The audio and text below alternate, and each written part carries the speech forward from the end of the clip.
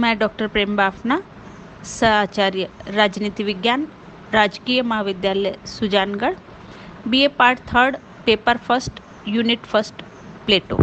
इससे पूर्व हमने प्लेटो के न्याय सिद्धांत पर चर्चा की थी। आज के व्याख्यान का विषय है प्लेटो का साम्यवाद का सिद्धांत। प्लेटो का प्रमुख उद्देश्य न्याय सिद्धांत पर आधारित एक आदर्श राज्य की स्थापना करना था, परंतु प्लेटो ने यह अनुभव किया कि इस उद्देश्य की प्राप्ति के मार्ग की बड़ी बाधाएं हैं अज्ञान, व्यक्तिगत संपत्ति और परिवार। इन बाधाओं को दूर करने के प्लेटो ने दो प्रमुख साधन बताए, शिक्षा और साम्यवाद। प्लेटो व्यक्तिगत संपत्ति और परिवार को दो ऐसी बाधाएं मानता है जो शासकों को स्वार्थिक, अनैतिक और कर्तव्य से विमुख कर सकती है। इस संबंध में नेटलशिप ने कहा, संपत्ति और परिवार ही प्लेटो को स्वार्थपरता के सुदृढ़ गढ़ दिखाई दिए हैं। आदर्श राज्य की स्थापना हेतु प्लेटो ने राज्य द्वारा नियंत्रित सुनियोजित शिक्षा की व्यवस्था की और इसी उद्देश्य के साधन के रूप में संपत्ति और स्त्रियों के साम्यवाद की व्यवस्था की। प्लेटो की धारणा है कि आदर्श राज्य में राज्य की राजनीतिक शक्ति तथा आर्थिक शक्ति का एक ही हाथों में आ जाना किसी भी रूप में उचित नहीं है। राजनीतिक और आर्थिक सत्ताओं के संयोजन से ईर्ष्या, प्रतिस्पर्धा, संघर्ष उत्पन्न होते हैं। इनका संबंध विच्छेद होने पर ही शासक वर्ग ईमानदारी से अपने कर्तव्यों का पालन कर सकते हैं और तभी राज्य में शांति रह सकती है। इसी विचार पर सेबाइन ने लिखा है, शासन पर धन के हानिकारक प्रभाव का प्लेटो को इतना दृढ़ विश्वास था कि जहाँ तक सैनिकों और शासकों का संबंध है, धन के उन्मूलन के अतिरिक्त उसे इस बुराई को दूर करने का और कोई विकल्प ही नजर नहीं आया। प्लेटो की साम्यवादी अवधारणा की प्रमुख विशेषताएं। पहली विशेषता है न्याय की पूरक व्यवस्था। प्लेटो का उद्देश्य न्याय सिद्धांत पर आधारित आदर्श राज्य की स्थापना है। न्याय सिद्धांत के उद्देश्य की प्राप्ति के दो प्रमुख साधन हैं, शिक्षा व साम्यवाद। इस प्रकार प्लेटो का साम्यवाद स्वयं में साध्य नहीं, यह उद्देश्य की प्राप्ति के लिए साधन है। दूसरी विशेषता है मात्र अभिभावक वर्ग से संबंधित। प्लेटो का साम्यवाद सभी नागरिकों के लिए नहीं, केवल शासक और सैनिक वर्ग के लिए है। उत्पादक वर्ग पर यह लागू नहीं होता। इसी कारण प्लेटो के साम्यवाद को अर्ध साम्यवाद की संज्ञा दी गई है। तीसरी विशेषता है राज्य की एकता की रक्षक व्यवस्था। प्लेटो के अनुसार जब शासक वर्ग की निजी संपत्ति तथा परिवार होते हैं तो यह वर्ग संपत्ति की वृद्धि तथा परिवार के हितों की पूर्ति में लग जाता है और इससे शासक वर्ग में आपसी प्रतिद्वंदिता, कलह, ईर्ष्या ऐसे भाव, नकारात्मक प्रवृत्तियां पैदा होती है। ऐसी स्थिति में जनता के हितों की अवहेलना होती है, जनता का शोषण होता है और वह शासक वर्ग की शत्रु हो जाती है। इन सब के परिणाम स्वरूप राज्य की एकता नष्ट हो जाती है, राज्य का पतन होने लगता है। प्लेटो राज्य की एकता की रक्षा के लिए अभिभावक वर्ग के लिए संपत्ति के साम्यवाद तथा परिवार के साम्यवाद की योजना को लागू करता है। प्लेटो के द्वारा साम्यवाद का जो प्रतिपादन किया गया है उसमें दो प्रकार के साम्यवाद का विवरण प्रस्तुत किया है। पहला संपत्ति का साम्यवाद तथा दूसरा परिवार का साम्यवाद। संपत्ति का साम्यवाद। प्लेटो ने संपत्ति के साम्यवाद को केवल अभिभावक वर्ग पर ही लागू किया है। इस वर्ग के पास जीवन यापन करने के लिए जितनी आवश्यक है, जो नितांत जरूरी है, केवल उतनी ही संपत्ति रहेगी। उनके पास स्वयं का कोई आवास या भंडार नहीं होगा।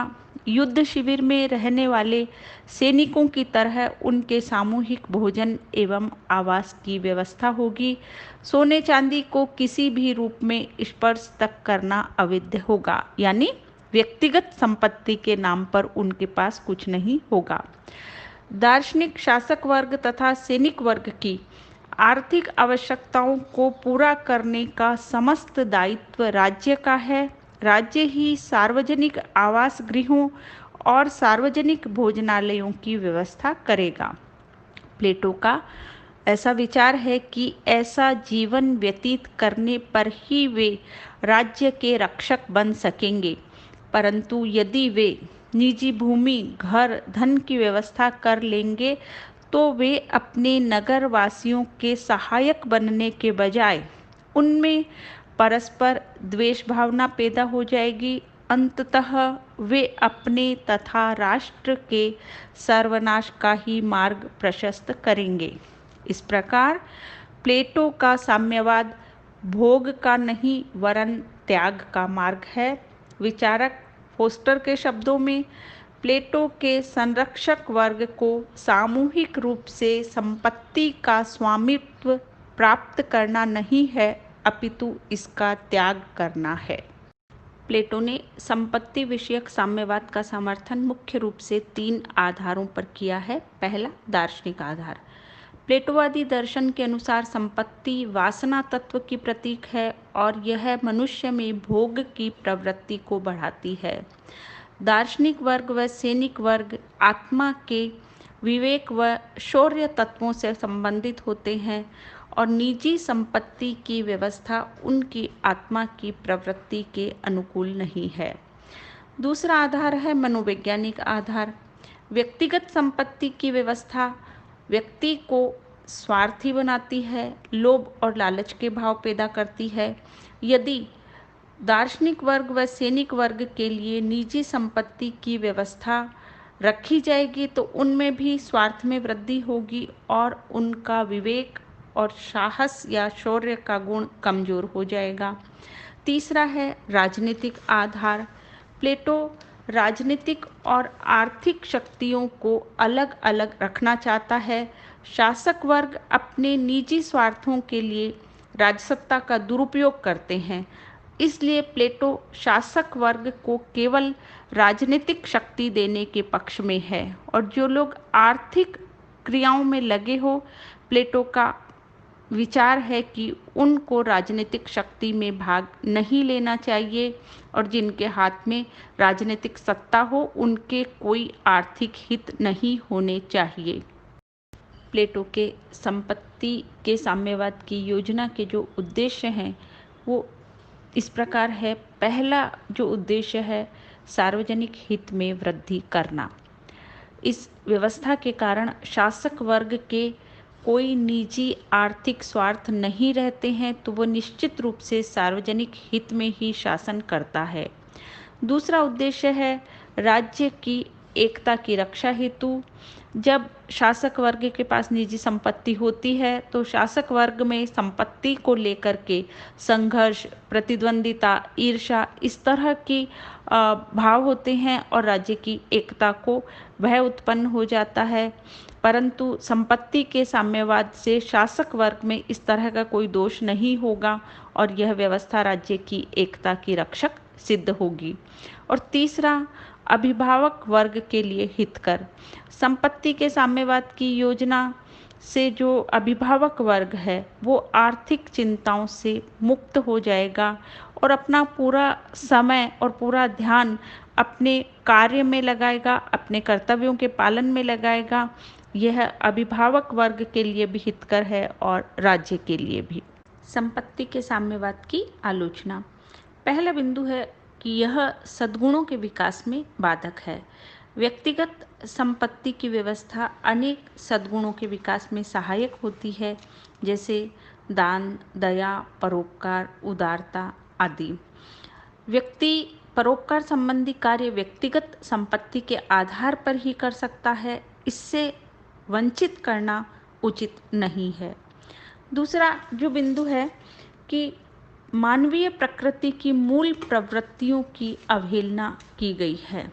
इस तरह से ये जो व्यवस्था है, ये मानवीय प्रकृति की मूल प्रवृत्तियों की अवहेलना करती है। प्रत्येक व्यक्ति में निजी संपत्ति रखने और उसमें वृद्धि करने की एक स्वाभाविक इच्छा होती है, प्रवृत्ति होती है और इससे समाज की प्रगति होती है।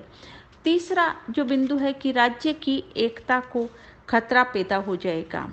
प्लेटो की संपत्ति की साम्यवादी योजना एक राज्य में दो वर्गों का निर्माण करती है। एक वर्ग जो है वो संपत्तिहीन अभिभावक वर्ग है और दूसरा संपत्तिवान उत्पादक वर्ग।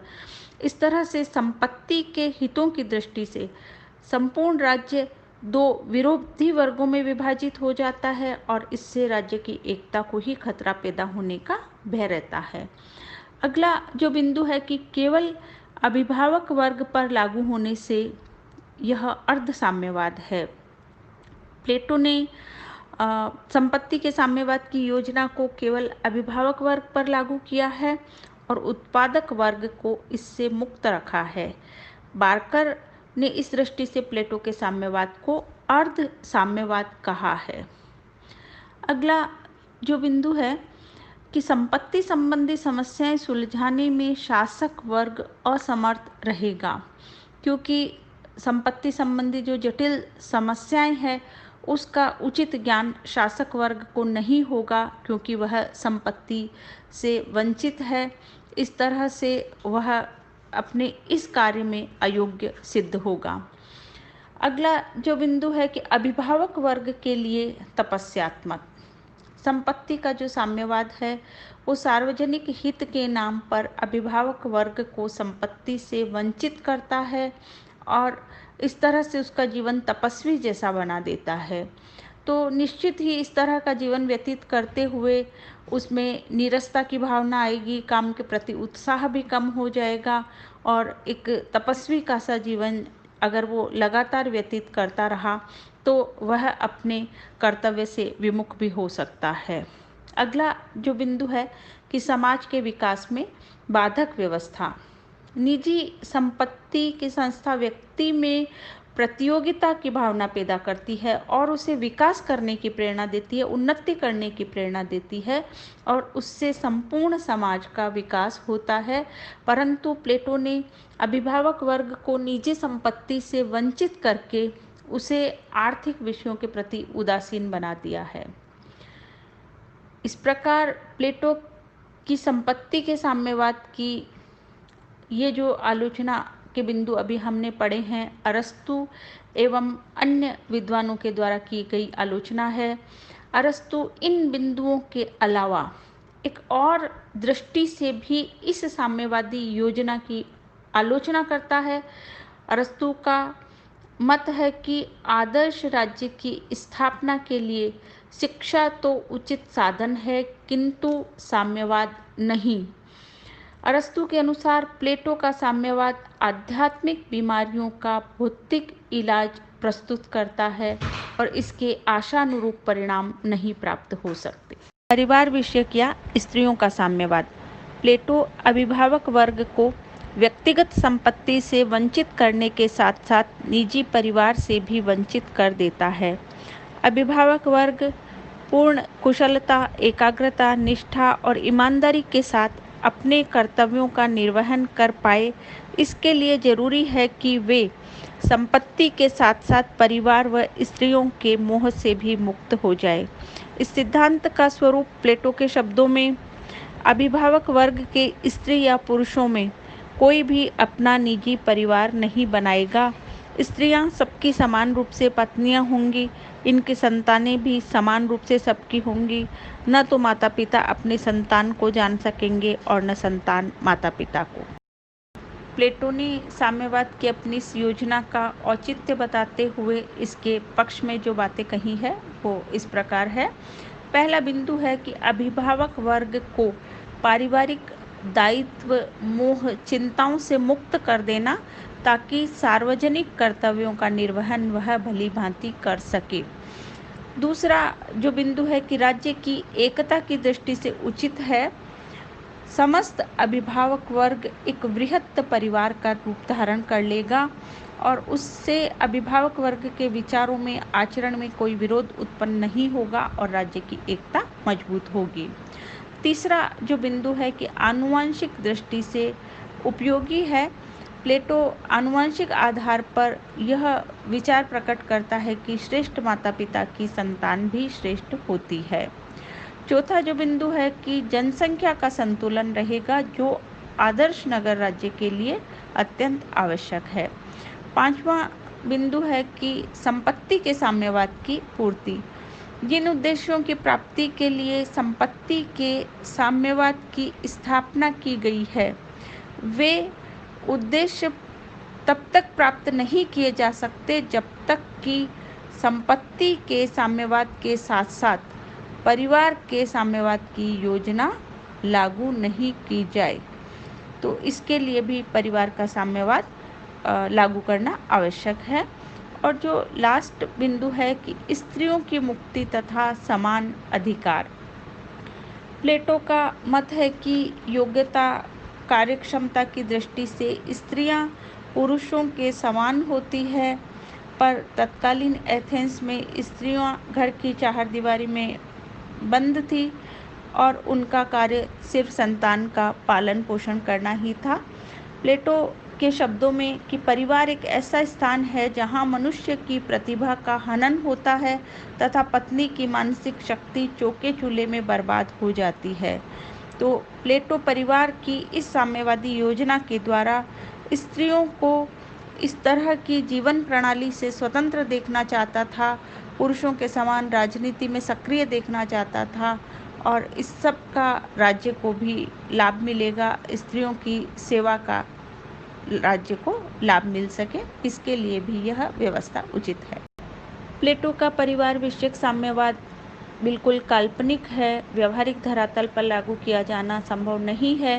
प्लेटो के शिष्य अरस्तु ने इस योजना की प्रबल आलोचना की।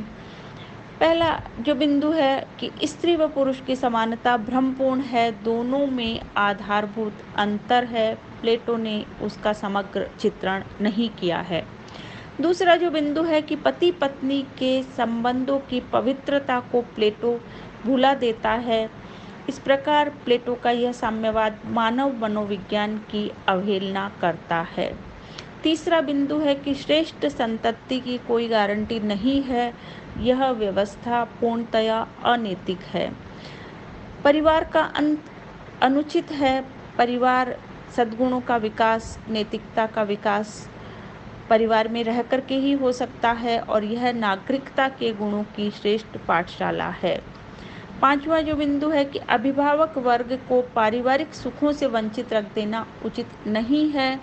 प्लेटो की व्यवस्था से अभिभावक वर्ग पारिवारिक जीवन के व्यवहारिक अनुभव से वंचित रहेगा और फिर उत्पादक वर्ग के व्यक्तियों की सामाजिक आवश्यकताओं को, समस्याओं को वो ठीक रूप से नहीं समझ सकेगा। तो ऐसा व्यक्ति एक योग्य शासक के रूप में किस प्रकार कार्य कर सकेगा। अगला जो बिंदु है कि पशु जगत के नियम मानव समाज पर लागू करना अव्यवहारिक है। प्लेटो ने इस साम्यवादी व्यवस्था को पशु जगत के उदाहरणों से पुष्ट करने का प्रयास किया है, परंतु मानवीय जीवन पर पशु जगत के नियमों को लागू करना किसी भी दृष्टि से उचित नहीं कहा जा सकता और यह राज्य की एकता के लिए भी संकट पैदा करने वाली व्यवस्थाएं बन जाएगी, क्योंकि प्लेटो के साम्यवाद में स्त्रियों को लेकर के झगड़े निश्चित रूप से बहुत बढ़ जाएंगे। निष्कर्ष रूप में कहा जा सकता है कि प्लेटो का साम्यवाद जो है व्यवहारिकता के धरातल पर लागू नहीं किया जा सकता, इसकी व्यवहारिकता संदेहास्पद है। यह आभास स्वयं प्लेटो को भी हो गया था। इसलिए लोज में प्लेटो ने परिवार, संपत्ति तथा विवाह संस्था पर रिपब्लिक से भिन्न विचार प्रस्तुत किए हैं।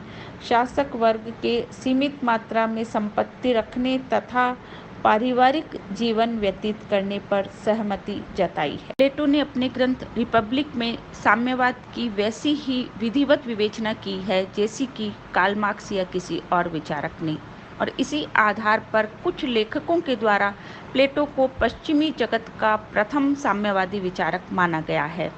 मैक्सी के शब्दों में प्लेटो की रचनाएं ही साम्यवादी एवं समाजवादी विचारों की स्रोत है। यदि वह जीवित होता तो रूस की यात्रा उसी उत्साह एवं आशा के साथ करता जिसका परिचय उसने सिराक्यूज की यात्रा के समय दिया था। कुछ विद्वानों ने इन दोनों प्रकार की साम्यवादी अवधारणाओं का तुलनात्मक अध्ययन किया है, परंतु इस अध्ययन के निष्कर्षों के बारे में विद्वानों में एकमतता नहीं है। ऐसी स्थिति में यह देखना हमारे लिए आवश्यक है कि प्लेटो की साम्यवादी अवधारणा तथा कार्ल मार्क्स आदि की आधुनिक साम्यवादी अवधारणा में कौन कौन सी समानताएं एवं असमानताएं हैं। पहले हम समानताओं को देखते हैं। दोनों ही साम्यवादों का लक्ष्य राज्य में न्याय की स्थापना कर वर्ग संघर्ष को दूर करना है, यानी समाज में सामंजस्य स्थापित करना चाहते हैं।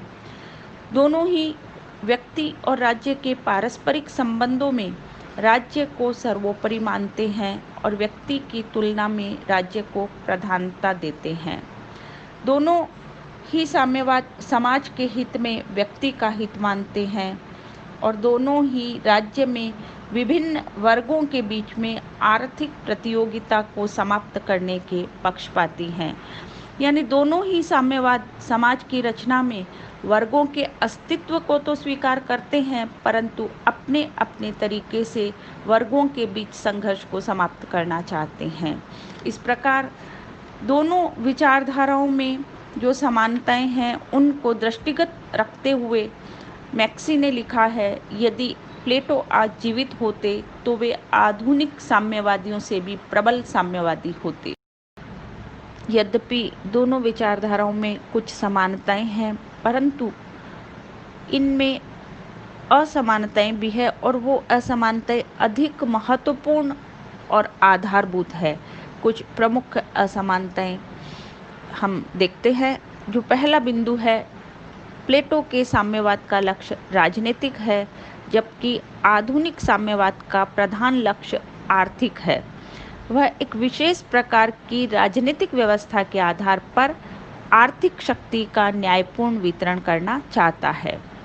जो दूसरा बिंदु है कि प्लेटो का साम्यवाद अर्ध साम्यवाद कहा जा सकता है, क्योंकि यह समाज के अभिभावक व सैनिक वर्ग के लिए है, जबकि आधुनिक साम्यवाद सभी के लिए है।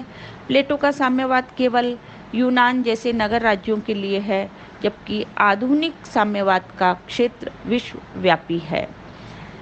तीसरा जो मुख्य बिंदु है कि प्लेटो का साम्यवाद राज्य के आर्थिक ढांचे को बिल्कुल अपरिवर्तित रखता है। प्लेटो की व्यवस्था समाज के आर्थिक ढांचे, उत्पादक या उत्पादन की क्रिया के किसी अंग को प्रभावित नहीं करती, जबकि आधुनिक साम्यवाद समाज के आर्थिक ढांचे को ही परिवर्तित करने के पक्ष में है। अगला जो बिंदु है कि प्लेटो का साम्यवाद उपभोग के पदार्थों को प्रभावित करता है, इसका उत्पादन के साधनों से कोई संबंध नहीं है, जबकि आधुनिक साम्यवाद उत्पादन के साधनों के सामूहिक स्वामित्व से ही अधिक संबंधित है। प्लेटो के विपरीत यह उपभोग पदार्थों में निजी संपत्ति की व्यवस्था को बनाए रखता है। और जो अगला महत्वपूर्ण बिंदु है कि प्लेटो का विचार है राजनीतिक और आर्थिक शक्तियों का एकीकरण राज्य को नष्ट कर देगा और इसी कारण प्लेटो ने इनके एकीकरण को रोका है। लेकिन आधुनिक साम्यवाद उत्पादक वर्ग को राजनीतिक शक्ति प्रदान करने के पक्ष में है। और जो अंतिम बिंदु है कि प्लेटो का साम्यवाद अपने स्वरूप में आध्यात्मिक है। प्लेटो ने अभिभावक वर्ग को निजी संपत्ति से वंचित कर दिया है ताकि वह अपना कर्तव्य पालन पूर्ण निष्ठा, एकाग्रता और ईमानदारी के साथ कर सके, जबकि आधुनिक साम्यवाद पूर्णतया भौतिक है। वह संपत्ति की वांछनीयता को स्वीकार करते हुए उसके उचित वितरण पर बल देता है। आदर्श रूप में हम कह सकते हैं कि प्लेटो का साम्यवाद आधुनिक साम्यवाद से अत्यधिक भिन्न है और यही कारण है कि टेलर ने इस संबंध में यह कहा है, रिपब्लिक के समाजवाद और साम्यवाद के विषय में बहुत कुछ कहे जाने के बावजूद इस ग्रंथ में न तो समाजवाद पाया जाता है और न साम्यवाद।